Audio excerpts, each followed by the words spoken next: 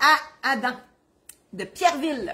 Marcel, vous voyez, Martine a juste bougé un petit peu sur sa chaise, s'il m'a jappé. Tantôt, il liche les mollets, point un mot à la game. On peut pas comprendre ce qui se passe dans cette tête.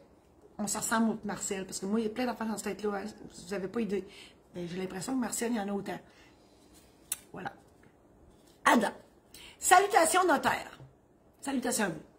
Dans le cas qui m'intéresse, selon l'organigramme, puis là, en parenthèse, il dit, tu as un terme légal pour ça. Oui, ça s'appelle la dévolution légale.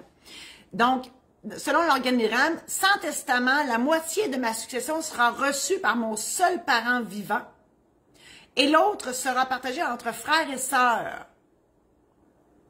OK? Ça, c'est ce que vous affirmez, Adam. Première question.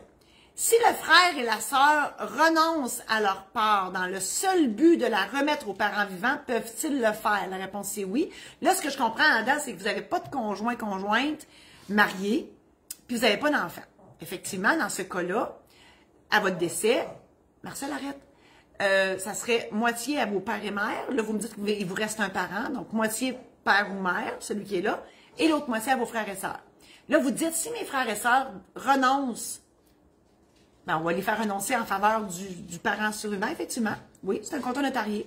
Puis on fait ça. Deuxième question. Si oui, quelle est la procédure et quels seraient les documents à compléter?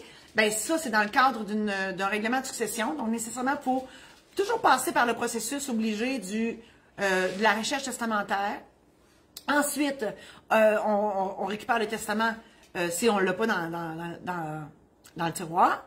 Et ensuite, on fait l'inventaire un peu de tout ce que vous possédez à votre décès.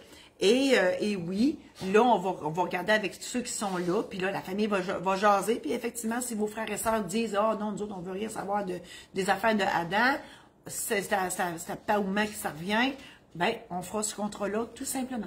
Voilà.